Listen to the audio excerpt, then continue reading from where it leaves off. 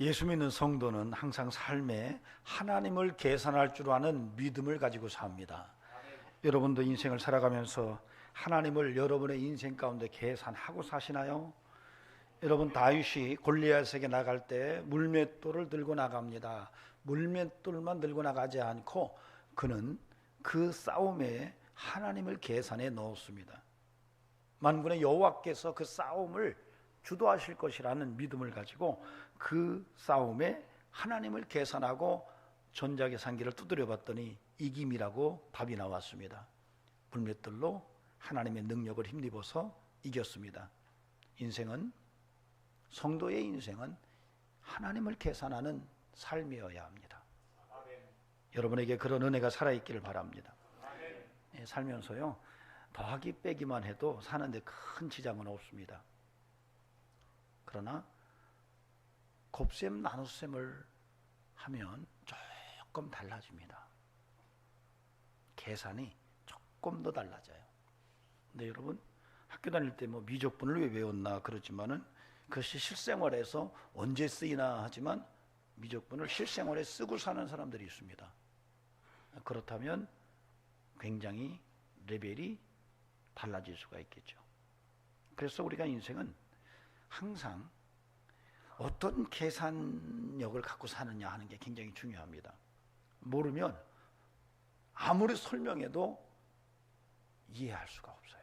우리가 대수의 법칙이라고 하는 수학의 법칙이 있습니다. 이 대수의 법칙을 모르면 부정선거가 있다고 아무리 설명을 해도 믿지 않습니다. 대수의 법칙을 모르면 아무리 선거 부정이야 얘기해도 그것이 이해가 안 됩니다. 어느 날 하루살이하고 메뚜기가 하루 종일 열심히 놀다가 저녁이 돼서 메뚜기가 하루살이에게 야, 하루살이야 내일 보자 그랬답니다. 하루살이가 뭔 얘기지 그러는 거예요. 왜? 하루살이 얘기는 내일이 없거든요. 그 메뚜기가 개구리하고 한참 지냈는데 이제 날씨가 추워지고 겨울이 오고 그러니까 개구리가 메뚜기에게 그러더래요. 메뚜가 내년에 보자. 메뚜기는 그 얘기를 모르는 거예요. 왜요? 메뚜기에는 내년이 없거든요. 여러분, 우리의 인생은 하나님을 계산하고 사는 놀라운 신비를 아는 삶이어야 합니다. 늘 그런 계산력이 있기를 주의 이름으로 축원합니다. 오늘 말씀은 바로 그런 계산에 대한 얘기를 하고 있어요. 제자의 삶이 어떠한가 하면서 그 제자의 삶에 필요한 것이 계산이다라고 얘기를 해요. 그래서 오늘은 그런 메시지를 함께 들여다보는 시간을 갖도록 하겠습니다. 우리가 읽은 25절에서 35절까지 내용을 쭉 보면은 이 25절에서 35절이 두 개의 단락으로 나누어집니다. 25절에서부터 33절까지 한 단락이고요. 그 다음에 34절에서 35절까지가 하나의 문단으로 구별이 될 수가 있어요. 그래서 25절에서 33절까지는 제자가 어떤 삶의 자세로 예수님을 따라야 할지를 설명을 하고 34절, 35절에서는 소금의 기능을 통해서 그 제자의 삶의 특성을 그리고 기능을 암시하는 본문으로 형성되어져 있습니다. 그런데 재미난 것은 25절에서 33절까지의 본문을 여러분이 보시면 여러분 26절, 27절까지 보면 25, 26, 27절에 보면은 제자가 모든 것을 포기하고 자기 십자가를 지고 주님을 따르지 못하면 제자가 못 된다 이렇게 얘기를 해요. 그 다음에 33절을 보시면 또 똑같은 얘기를 해요. 이와 같이 너희 중에 누구든지 자기의 모든 소유를 버리지 아니하면 능히 내 제자가 되지 못한다 이렇게 얘기를 해요. 그러니까 25, 26, 27의 내용이 33절 속에서 또 반복돼서 나타나요. 그렇게 보면은 우리가 25절에서 33절까지의 내용이 우리가 샌드위치 구조라고 이렇게 볼 수가 있어요. 그러니까 25, 26, 27절에 제자가 되지 못하는 이유를 설명해 놓고 그 다음에 두 가지 비유적인 설명을 그 다음에 껴놨어요. 그것이 망대를 세우는 자가 계산해야 된다라고 하는 것과 전쟁을 앞둔 임금이 어떻게 전쟁을 해야 될지, 화친을 해야 될지라는 얘기를 둔 다음에 그 다음에 제자가 되지 못하는 이유를 또 설명을 해요. 그러니까 쉽게 말하면 빵이 하나 있고 또 빵이 하나 있고 그 사이에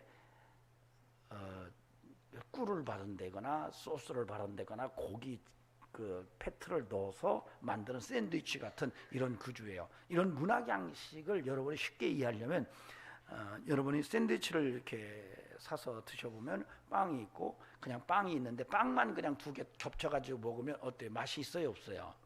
예, 그냥 빵 맛입니다. 근데 그 사이에 꿀을 바른다거나 아니면 아주 맛있는 고기를 끼워 넣는다거나 야채를 끼워 넣고 또 만든 아주 맛있는 어떤 것들을 그 사이에 끼고 그리고 빵을 딱 붙여서 딱 먹으면 어때요? 빵 맛도 있고 그 빵 맛이 더 맛있고 그 사이에 있는 그 고기라든가 야채들로 인해서 그 샌드위치 맛이 아주 특이한 어떤 맛을 강력하게 보완하고 강화하는 이런 것들을 느낄 수 있을 거예요. 문학 구조도 그렇습니다. 그래서 문학이 형성될 때에 A, 그 다음에 B, 그 다음에 A- 이런 양식으로 샌드위치 구조를 가지면 이 문장은 서로 보완을 하기도 하고요, 강화를 하기도 하면서 문장을 더 풍성하게 만드는 이런 구조로 기능합니다. 오늘 이 25절에서부터 33절이 그런 얘기예요. 그냥 제자가 되지 못한다. 그 다음에 또 밑에 제자가 되지 못한다 해놓고 그 사이에 껴놓은 것이 바로 망대를 짓는 사람이 그걸 계산해야 되지, 임금이 전쟁을 하기 전에 헤아리는 것이 필요해 라고 하는 이야기를 껴놓음으로써 제자의 삶이 어떠해야 하는지를 보완하고 또 그것을 강화하면서 이 사이에 끼어있는 두 가지 비유가 우리에게 강력한 그런 도전을 제공하는 이런 구조입니다. 그래서 여러분이 이런 말씀을 통해서 오늘 하나님의 음성을 함께 들어보는 시간을 갖도록 하겠습니다. 사람의 말이 아니고 하나님의 음성이 들려지기를 주의 이름으로 축복을 드립니다. 아멘. 자, 먼저 우리가 생각할 것은 아까 샌드위치 구조에서 이 제자가 되지 못한다, 제자가 되지 못한다 한 그 사이에 끼어 있는 구절체를 먼저 우리가 들여다볼 필요가 있습니다. 이게 굉장히 중요해요. 그것이 바로 28절에서 32절입니다. 제가 읽으면 너희 중에 누가 망대를 세우고자 할진대 자기의 가진 것이 준공하기까지 족할는지 먼저 앉아 그 비용을 계산하지 아니하겠느냐. 그렇지 않으면 그 기초만 놓고 쌓고 능히 이루지 못하면 보는 자가 다 비웃어 이르되 이 사람이 공사를 시작하고 능히 이루지 못하였다 하리라. 또 어떤 임금이 다른 임금과 싸우러 갈 때에 먼저 앉아 1만 명으로서 저 2만 명을 거느리고 오는 자를 대적할 수 있을까? 헤아리지 아니하겠느냐. 만일 못할 터이면 그가 아직 멀리 있을 때에 사신을 보내어 화친을 청할지니라. 이 두 비유적인 이야기가 어떤 메시지를 우리에게 던지느냐라고 하는 거예요. 여기서 중요한 것은 바로 계산하고 헤아림의 실제성이에요. 따라합시다. 계산하자, 헤아려보자. 이 본문은 바로 이제 앞에서 25, 26, 27절에서 제자가 되지 못하는 이유가 있고 그 다음에 이 본문 28절에 32절에 들어가고 그 33절에서 또 제자가 되지 못하는 이유를 둠으로써 이 내용이 강력한 그런 의미를 담도록 구조적으로 이 본문이 쓰여져 있다는 얘기입니다. 만약에 계산하지 않고 헤아려보지 않으면 나중에 엄청난 결과를 받아들일 수밖에 없는 일이 일어난다라고 하는 얘기를 하고 있는 것입니다. 이게 바로 믿음과 연결되고 제자들의 삶과 연결되어 있는 거예요. 제자들의 삶이라고 하는 것은 그냥 무턱대고 믿는 것이 아니다라고 하는 얘기예요. 제자의 삶을 살려고 할 때는 철저하게 계산하고 헤아려봐라 이런 얘기를 하는 거예요. 우리가 가끔 그러죠. 야, 이것저것 따지지 말고 믿어. 믿기만 하면 돼 이렇게 말해요. 맞아요. 그렇게 언급되는 성경 구절도 상당히 많습니다. 그런데 오늘 본문은 그럼에도 불구하고 아니야, 제자의 삶은 계산해 봐야 되는 거야, 헤아려 봐야 돼, 그리고 나를 따라와야 돼, 이 얘기를 하는 거예요. 계산하지 않고 주님을 따라가지 말라 이 얘기를 하는 거예요. 제자가 돼서 주님을 따라가기를 원한다면 헤아려 보고 따라가라 이런 얘기예요. 충격이지 않아요? 그런데 이 구절체를 감싸고 있는 내용이 뭐죠? 다 버리고 따르라 얘기예요. 다 다 버리고 따라라. 자기 십자가를 지고 다 버리고 나를 따라. 그러지 않으면 안 돼. 이 얘기를 하는 거예요. 그러니까 이게 지금 보통 얘기가 아니에요. 예수님께서 하시는 거예요. 너희들이 나를 따라오려고 그래? 그러면 계산해봐. 좀 헤아려봐. 그런데 나를 따라오려면 다 버려야 돼. 그리고 너희 십자가를 지고 나를 따라야 돼. 이렇게 얘기한 거예요. 아이고 목사님, 다 버리라니요. 다 주어도 지금 따라갈까 말까 하는데, 응? 그렇잖아요. 여러분 예수 믿고 나서 어때요? 예수 믿으면 다 잘 된다고 예수 믿었잖아요. 그런 소리 못 듣고 예수 믿으면 손 들어봐요. 예수 믿으면 다 잘 된다더라. 야, 그냥 예수 믿고 지나가다가 엎어졌더니 코에 금반지가 끼고, 그래서 그걸 빼가지고 뭐가 콧구멍이 뭐가 들은 줄 알았더니 보니까 무슨 돌멩이 같은 게 들었는데 이게 뭐냐고 꺼냈더니 다이아몬드더라. 이런 소리 듣고 예수 믿으면 손 들어봐요. 이런 소리 못 들었어요?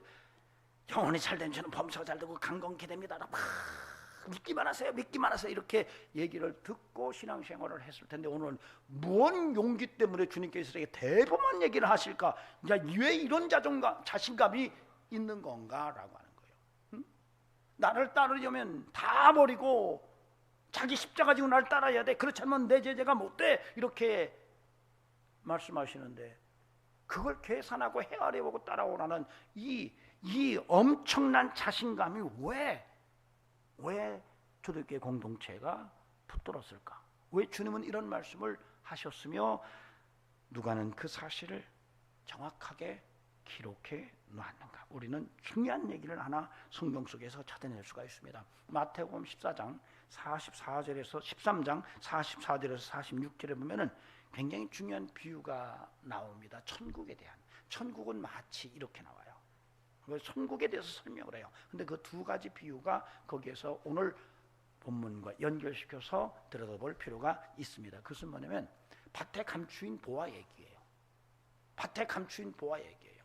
또 하나는 진주, 값진 진주를 구입하러 다니던 장사가 어느 날 최고 한 번도 보지 못한 명품 진주를 만나서 그걸 구입하는 얘기예요.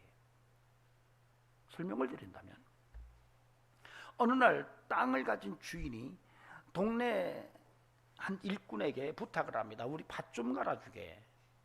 곡식을 좀 뿌려야 되겠는데 밭을 갈아야 되겠어. 자네가 좀 일 좀 도와주게. 그래서 이 일꾼이 와서 밭을 갈다가 쟁기에 뭐가 턱 부딪히는데 보니까 무슨 상자인 거예요.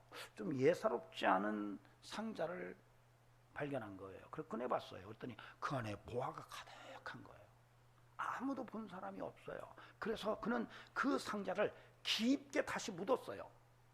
그리고 밭을 다 갈고 난 다음에 그 땅을 사기 위해서 전 재산을 다 팔아요.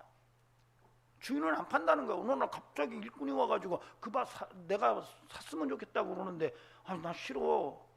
그래서 그 밭을 사는데 따따블에 돈을 주고 그 밭을 사요. 그러니까 동네 사람들이 다 그러는 거예요. 야, 저 미친놈 아니야 저거? 야, 그 밭을 그 돈 주고 사? 야, 차라리 우리 밭 정말 좋은 밭 옥탑밭을 좀 사지 하면서 막 조롱을 했어요. 그러나 그 일꾼은 아무런 반응을 보이지 않는 거예요. 그 따따블에 돈을 주고 그 밭을 사면서도 웃는 거예요. 왜요? 뭘 알기 때문에요? 보화가 있는 걸 알기 때문에. 금방은 캐지 않을 거예요. 금방 캐면은 들키니까. 조금 지난 다음에 우연히 캘 거예요.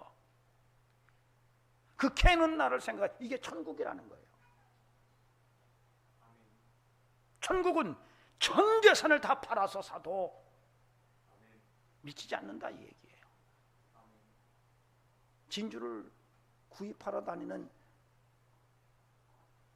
장사꾼은 어느 날 귀한 진주를 발견한 거예요.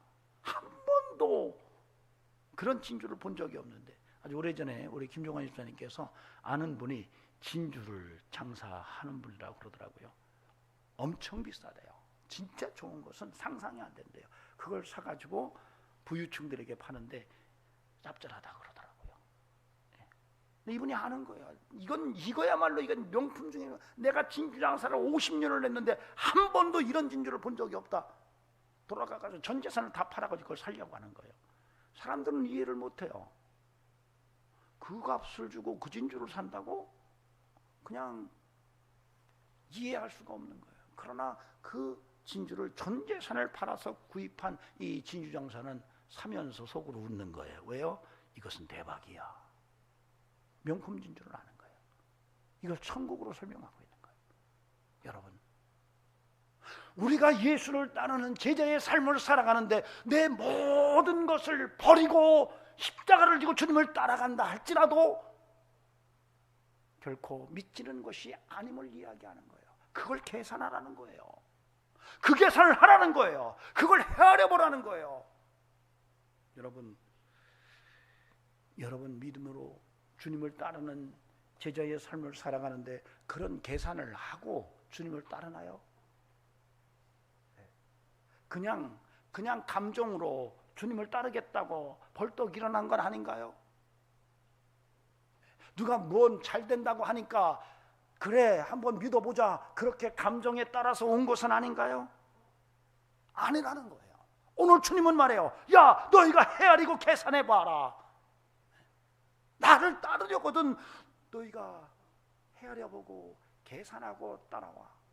겉으로 볼 때는 믿지는 것 같지만 결코 믿지는 게 아니야. 이 말씀을 하고 계신 것입니다.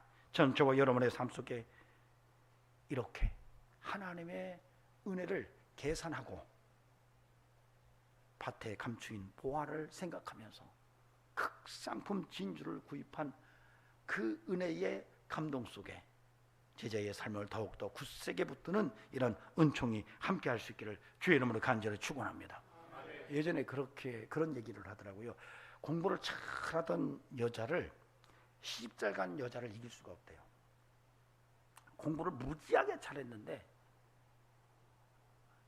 그럼에도 불구하고 시집잘 간 여자를 못 이긴대요. 그런데 시집잘 간 여자가 건강한 여자를 못 이긴대요.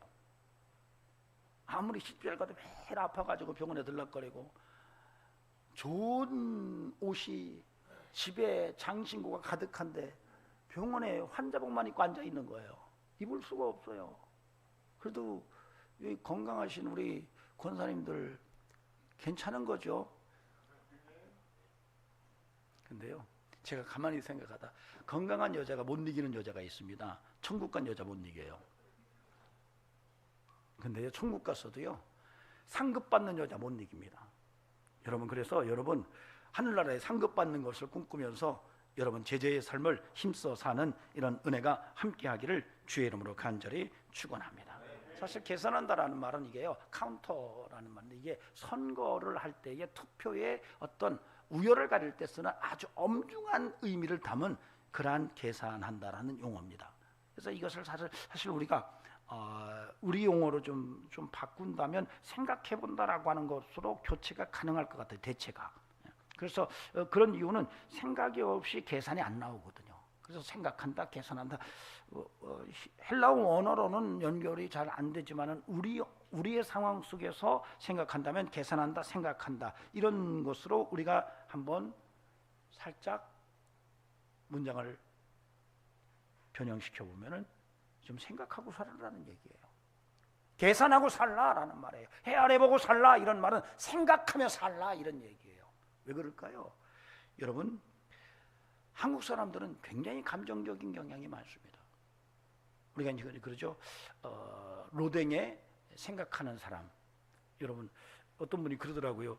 로댕이 생각하는데 뭘 생각하는지 알아? 그러더라고요. 이호열 집사님 뭘 생각하는지 아세요? 예? 예. 내 속옷 어디 갔나? 그 얘기 안 해요, 여러분. 그 로댕에 생각하는 사람, 더 싱커는요, 여러분 단테의 신곡에 나오는 지옥문에 조각된 거예요.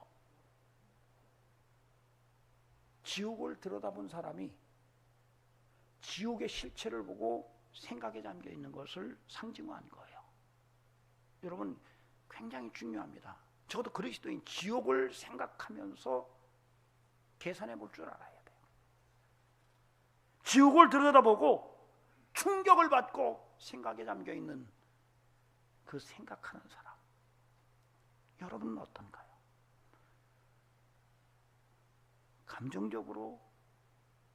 감정적으로 신앙생활하는 것은 아닌가요?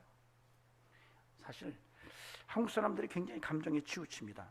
그래서 유일하게 화병이 있는 사람들이 한국 사람들이에요. 세상에 어디도 화병 없는데 한국 사람은 화병이 있다잖아요. 화병 있는 분 한번 손 들어보세요. 화병. 좀 속상한 일이 생겨 얼굴 벌거지가지고 화가 막 압력밥솥 막 딸랑딸랑 그냥 딸랑 하고 살아야 되는데 막 칙칙칙칙 딸랑 칙칙칙칙 잘못 건드리면 터질 것 같아요. 화병. 근데요, 속담을 잘 들여다보면 우리 민족이 얼마나 감정적인지 생각 좀 해야 되는데 좀 계산하고 헤아려보지 않고 감정으로 사는지를 우리도 깜짝 놀랄 정도로 우리 국민성 기질 속에 담겨져 있어요. 빈대 잡는다고 초가 삼간 태운다. 얼마나 감정적입니까? 빈대 잡는다고 초가 삼간 태워요. 얼마나 우리가 감정적인지를 설명할 수 있어요. 홧김에 환양질한다. 홧김에 환양질한다는 거예요. 부부간에 갈등이 생겼는데 화가 나가지고 밖에 나가서 바람 피는 거예요. 못 먹는 감 찔러나 본다. 얼마나 감정적인가요? 내가 싫으면 평양감사도 싫다. 얼마나 감정적일까요? 사촌이 놈 사면 배 아프다. 당장 먹기에는 꽃감이 달다. 생각이 아닌 거예요. 생각이나 계산이 아니라 감정이에요. 그래서 이것을 우리가 다른 말로 표현하기를 냄비근성이라고 표현하는데 적절하지 않나요? 그 중에 저와 여러분이 포함되어 있는 거예요. 굉장히 감정적입니다. 그래서 우리는 금방 부르르 일어났는데 며칠 지난 다음에 잊어버렸어요. 작년에 부르르 했는데 올해는 그냥 넘어가요. 왜 그래요? 계산이 없는 거예요. 헤아려보지 않는 거예요. 감정적인 인생을 사는 거예요. 어쩌면 오늘 망대를 세우기 전에 이 망대를 세우는 비용이 얼마 들까? 이걸 계산하지 않고 그냥 무작정 시작하는 것과 비슷한 것이 우리의 모습이 아닌가? 임금이 전쟁을 하는데 야 우리는 1만 병사야 저기는 2만 병사래 야 이거 어떻게 되지? 그래서 먼저 화친을 할지 계산하지 않고 무조건 그냥 맨땅에 헤딩해 하면서 사는 것은 아닌가? 계산하고 헤아리며 생각하고 사는 이런 은혜가 우리 속에서 좀 다시 한번 견고해질 수 있기를 바랍니다. 제가 지난주에 서울대학병원, 분당 서울대학병원에 갔어요. 얼마나 환자들이 많은지 그냥 난리예요. 야 여기서 요즘에 백화점보다 병원이 더 붐벼요. 얼마나 많은지. 와 주차할 공간이 없어요. 그래서 제가 그 얘기했더니 어떤 분은 그런 얘기 하더라고요. 목사님 그것만이 아니고요. 한국에 또 붐비는 데가 또 있대요. 공간이 없대요. 죄수들을 가두는 교정시설이 지금 10,000원이라 차고 넘친대요. 작년부터 그렇다고 하더라고요. 충격이잖아요. 난 충격받았어요. 병원이 넘치는 것은 그렇다고 그래요. 왜? 노령인구가 늘어나면서 병원에 많은 사람들이 가는 거예요. 근데 왜 교정시설이 부족해가지고 지금 이 난리를 치냐는 거예요. 우리 생각 좀 해봐야 돼요. 아니 교회가 부흥하고 그리스도인이 많아지면 그 교정시설이 문을 닫고 거기에 가둘 사람이 없어가지고 거기에 간수들이 놀고 먹어야 되는데 이게 뭔 얘기예요? 요즘은요 옛날처럼 무조건 구속수사하지 않습니다. 다 불구속수사해요. 알고 보니까요 시설 부족이라 그런가 봐요. 이러면 대한민국 망합니다. 지금 우리가 얼마나 부패하고 썩어 있는지를 한번 생각해 봐야 돼요. 마약 청정국이라는 말은 이제 지난 지 오래됐어요. 내로남불이라는 얘기들이 우리의 삶 속에 아주 깊숙하게 들어와 있어요. 그래서 조국의 적은 조국이다, 문재인의 적은 문재인이다 이런 얘기까지 있었잖아요. 우리가 좀 더 생각해야 돼요. 좀 더 헤아려 봐야 돼요. 지금 우리가 우리의 문제를 깊숙하게 들여다보고 여러분 감정으로 대처할 일이 아니라는 것을 좀 알고 우리의 신앙의 삶을 살아야 할 겁니다. 영적 생활뿐만 아니라 일상의 삶 속에서도 저와 여러분이 생각하고 사는 그런 영성과 지혜가 함께하기를 바랍니다. 어떤 분이 그러더라고요. 자기는 예수 믿고 나서 세계관이 바뀌고 가치관이 바뀌었대요. 그 얘기를 어떻게 얘기하냐면요, 자기는 사실 학교에서 진화론을 배웠기 때문에 진화가 맞는 줄 알았대요. 그래서 예수를 믿고 나서 교회에 오니까 창조더래요. 그래서 세계관이 창조로 바뀌었대요. 진화에서 탈피해서 창조로 바뀌었대요. 그러고 보니까 남자와 한 여자가 만나서 가정이 시작되는구나 라고 하는 생각을 하니까 이게 성경적 세계관이고 가치관이더래요. 요즘은 남성과 남성도 가정을 이룰 수 있고 여성과 여성도 가정을 이룰 수 있어 라고 말하는 시대예요. 그러니까 여러분, 그리스도인은 세계관과 가치관이 반드시 성경적이어야 돼요. 그것이 좌파냐 우파냐의 문제가 아니에요. 어떤 분들은 제가 우파라고 그렇게 얘기해요. 아니에요, 저 우파 아닙니다. 제가 성경적 가치관으로 사는데 그것이 우파와 좀 유사해서 그런 거예요. 생각 좀 하고 살 수 있기를 바랍니다. 여러분, 여러분의 가정에서, 여러분의 직장에서, 여러분이 어디를 가든지 우리가 예수 그리스도의 제자로서 정말로 계산하고 생각하고 헤아려보고 사는 이런 영성이 함께하기를 주의 이름으로 부탁을 드립니다. 두 번째로 우리가 생각할 것은 제자가 감당해야 될 삶이에요.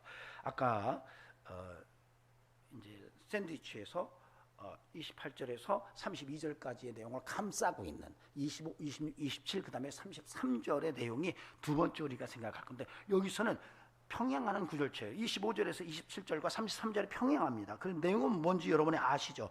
25절에서 27절을 제가 읽겠습니다. 수많은 무리가 함께 갈새 예수께서 돌이키사 이르시되 무릇 내게 오는 자가 자기 부모와 처자와 형제와 자매와 더욱이 자기 목숨까지 미워하지 아니하면 능히 내 제자가 되지 못하고 누구든지 자기 십자가를 지고 나를 따르지 않는 자도 능히 내 제자가 되지 못하리라. 이게 25절에서 27절이에요. 33절 이와 같이 너희 중에 누구든지 자기 모든 소유를 버리지 아니하면 능히 내 제자가 되지 못하리라.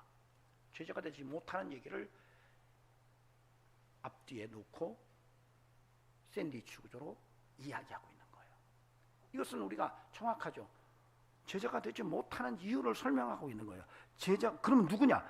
자신의 모든 것을 포기하고 십자가를 지고 나를 따르는 자가 제자지, 그렇지 않다면 제자가 못 된다, 이 얘기를 하고 있는 거예요. 근데 마태복음 16장 24절에서도 자기를 부인하고 자기 십자가를 지라고 그렇게 얘기해요. 주님께서 자신을 부인하고 자기 십자가 지고 나를 따라와.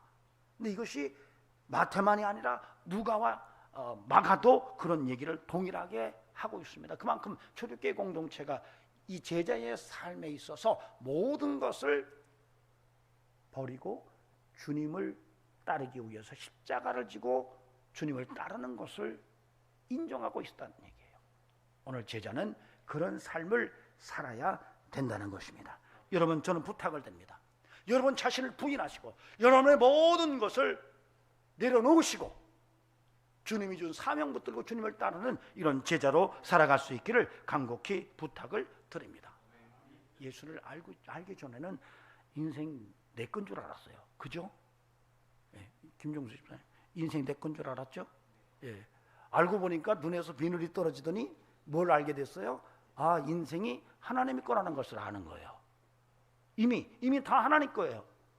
믿습니까? 우리의 인생의 모든 것이 하나님 거예요.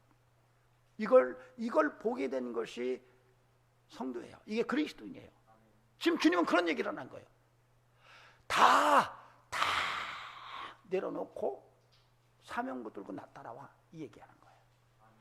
여러분, 이런 제자의 결단이 함께할 수 있기를 주의 이름으로 부탁을 드립니다.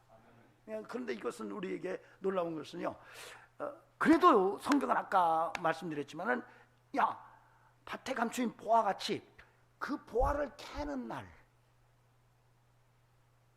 그 보화를 캐는 날 어디서 캐죠? 성도는 천국에서 캐는 거예요. 그래서 고린도전서 3장에서 집 짓는 자 얘기가 나와요. 예수 그리스도 위에 집을 짓는데 어떤 애는 금, 은, 보화로 집을 짓고 어떤 애는 집과 나무와 풀로 집을 짓는다는 거예요.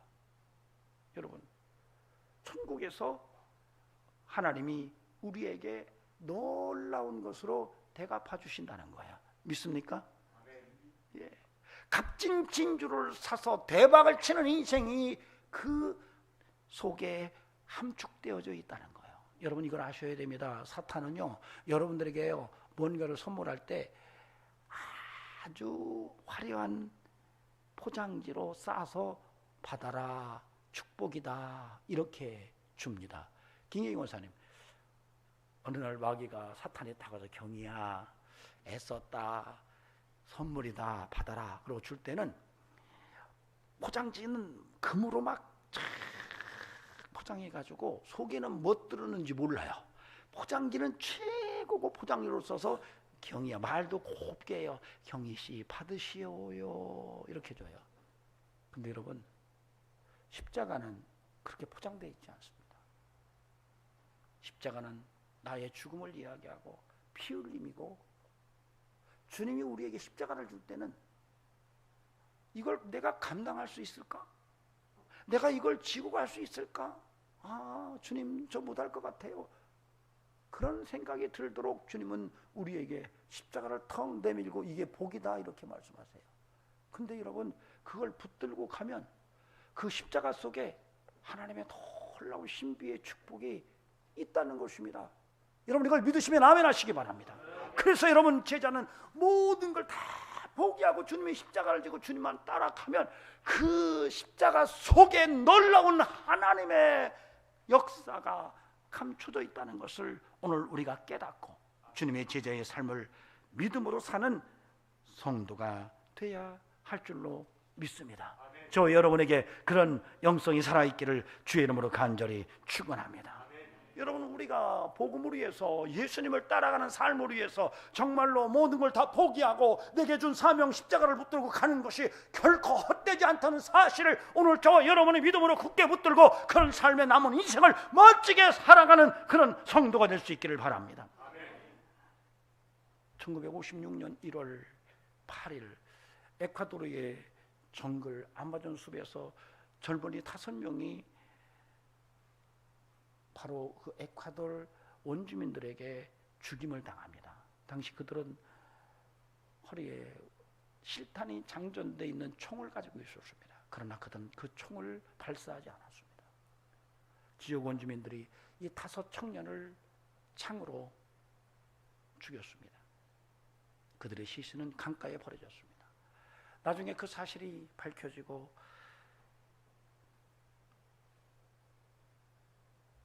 매스컴들이 그 사건을 조명하기 시작합니다. 얼마나 불필요한 낭비인가. 선교를 하겠다고 떠났는데 적극적인 선교를 하기 위해서 들어가는 입구에서 원주민들에게 순교를 당한 겁니다. 그 중에 아주 최고의 히튼 대학을 수석으로 졸업한 제임스 엘리엇이라고 하는 이제 갓 결혼해서 딸을 출산한 선교사가 있었습니다. 그의 부인이 남편이 죽었다는 사실을 알고, 그리고 지역 매스컴이 얼마나 불필요한 낭비인가라고 글을 썼을 때, 아닙니다, 낭비라니요, 제 남편은 평생 그것을 위해서 준비했고 그것을 위해서 살다가 하나님의 사명을 붙들고 행복하게 죽은 사람이지 불필요한 낭비가 아닙니다 라고 말하면서 1년 동안 간호사 훈련을 받고 다시 그 지역으로 들어갑니다. 2년 만에 자기 딸을 데리고. 특이한 것은 이 부족은 여자들은 죽이지 않는 거예요. 남자들만 죽여요. 5년 동안 자기 남편을 죽인 부족을 섬깁니다. 떠나 나올 때 추장이 묻습니다. 도대체 당신이 누구냐고. 7년 전에 당신들이 죽였던 5명 중에 한 남자가 제 남편입니다. 세월이 흐르고 그 지역에 수백 개의 교회가 세워집니다. 제임스 엘리엇을 창으로 죽였던 그 지역 사람들이 거기에 교회가 세워지자 장로가 되고 교사가 되고 예수의 신실한 일꾼들이 됩니다. 짐 엘리엇은 평소에 그렇게 말했다고 합니다. 이룰 수 없는 것을 얻기 위해 지킬 수 없는 것을 주는 자는 바보가 아니다. 이룰 수 없는 것을 얻기 위해 지킬 수 없는 것을 주는 자는 바보가 아니다. 이 어찌 불필요한 낭비인가? 매스컴들이 그렇게 말할 때 아닙니다. 그것은 낭비가 아닙니다. 거룩한 낭비입니다. 여러분, 저와 여러분은 거룩한 낭비의 인생을 살아야 합니다. 영원히 이룰 수 없는 것으로 해서 여러분의 모든 삶을 주님 앞에 내어놓고 주님의 십자가를 붙들고 내게 준 사명을 붙들고 믿음으로 살아가야 하는 인생이 바로 오늘 그리스도인들의 삶인 것입니다. 십자가 위에 기꺼이 여러분의 인생을 올려놓는 영적인 힘이 함께하기를 주의 이름으로 간절히 축원합니다. 마지막으로 34, 35절에서 소금 얘기를 합니다. 소금이 맛을 잃으면 무엇에 쓰이겠는가? 밖에 버려 밟힐뿐이라고 말합니다. 제자의 삶을 이야기하는 겁니다. 여러분, 소금은 부패를 막습니다. 근데 녹아 들어가면 표가 안 나요. 맛을 보기 전에는 소금의 짠맛을 느낄 수가 없습니다. 그런데도 소금이 녹아 있으면 부패를 막습니다. 바닷물은 썩지 않는다고 해요. 염도의 3.5% 때문에 그런 기능이 나타난다고 합니다. 즉 다시 말하면 물의 3.5%의 염도가 녹아 들어가면 썩지 않는 물이 되는데 대한민국 사회는 기독교인들이 3.5% 이상이 되는데도 썩고 있다는 것은 어쩌면 성도들의 소금의 기능이 없는 까닭은 아닐까. 이렇게 된다면 교회는 버려집니다. 밟힐 뿐입니다. 여러분, 예수 짠맛을 내는 성도이기를 바랍니다. 예수 맛을 좀 내는 성도로 살아가는 저와 여러분이 되기를 간곡히 부탁을 드립니다. 차지도 않고 덥지도 않고 미지근한 상태로 정체성 없이 그렇게 회색빛의 신앙생활을 하지 않는 영성이 우리 성도들의 신앙 속에서 확인될 수 있기를 바랍니다. 예수님의 색깔은 붉은색입니다. 예수님의 색깔은 보혈의 색입니다. 여러분, 그 색깔은 선명합니다. 어디에 내놔도 그 색깔을 이길 수 있는 색이 없습니다. 그런데 회색을 쫓아간다는 것은 여러분, 이론적인 논리를 상실하는 것입니다.